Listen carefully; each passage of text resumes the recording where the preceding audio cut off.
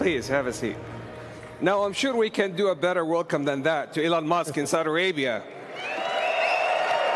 There you go. That's the spirit. Thank you. Elon, my dear friend, we're honored to have President Trump. We're honored under the sponsorship and guidance of His Royal Highness to celebrate a U.S.-Saudi and a Saudi-U.S. relationship that is 92 years old, about how we move from an oil-based economy to an innovation-based economy powered by wonderful technologies that definitely you're one of the pioneers in this industry. We just showed to His Royal Highness some of your Optimus robots, and to President Trump. Let's talk about that. Tell me about them. Yes, so we just showed several of our Tesla Optimus robots to His Highness and President Trump, and I think they were very impressed. In fact, one of our robots did the Trump dance, which I thought was pretty cool. The YMCA, yeah? Yeah, to YMCA.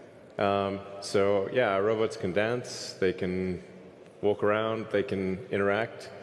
I think we're headed to a radically different world. I think a good world, an interesting world. My prediction actually for humanoid robots is that ultimately there will be tens of billions.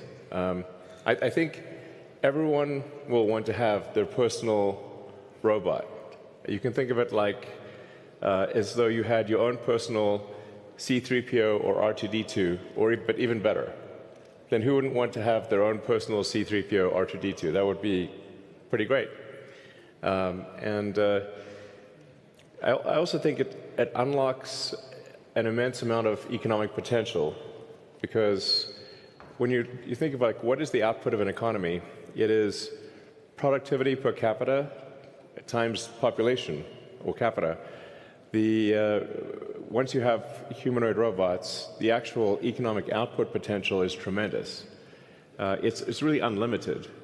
Potentially, we could have an economy 10 times the size of the current global economy, where no one wants for anything. Sometimes in AI they talk about universal basic income. I think it's actually going to be universal high income, where anyone can have any goods or services that they want. A science fiction book recommendation that I have, which I think is probably the best envisioning of an AI future, is the Culture books by Ian Banks. Very highly recommended for a non-dystopian view of the future. Now, there obviously are some risks, which illustrate perhaps if we don't do this right, you could have like a James Cameron sort of movie, Terminator. We don't want that one.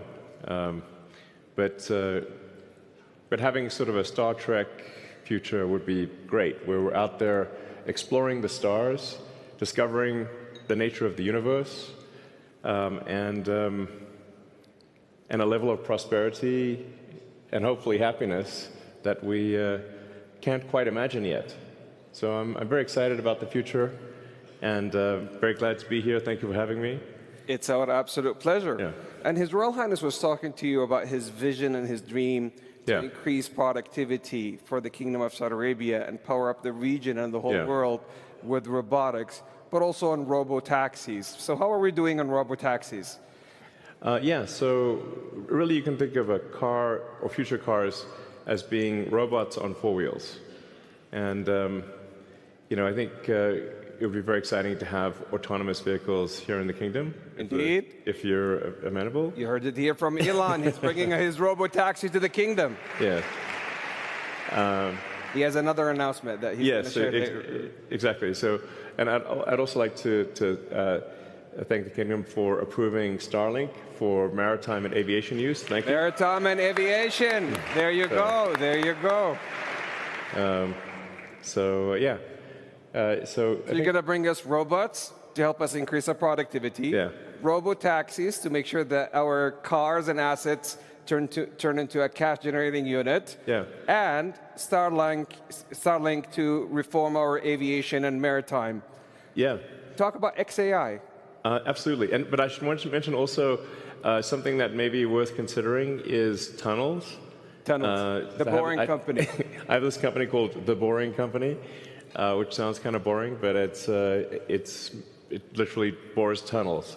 And actually, tunnels, in order to solve traffic, you really need to go 3D with roads. And by using tunnels, you can essentially create like a wormhole, like a warp tunnel from one part of a city to another and alleviate traffic. And we've actually already done this proof of concept in Vegas. So there are working tunnels in Las Vegas that you can use where that'll just, it feels like teleporting from one part of Vegas to another. So I always say that, my joke is like tunnels are underappreciated. It's a bit of a, not always a hit, but.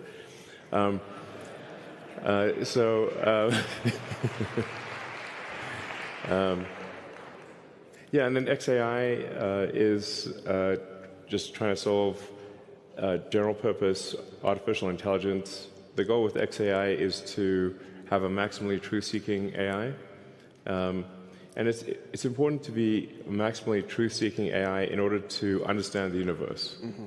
So the goal of XAI is understand the universe.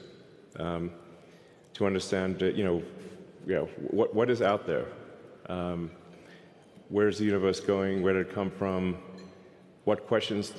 In fact, I think maybe the biggest thing is, what questions do we not know to ask? Once you know the question, the answer is usually the easy part. So the goal of XAI is to help understand the universe and yeah, that's the goal. And help people answer any questions along the way, of course. But that's my philosophy. My philosophy is one of curiosity, just trying to understand the nature of reality. So I know you had a long day, but we also have the Honorable President and His Royal Highness Musaidi hitting the stage soon. Yes.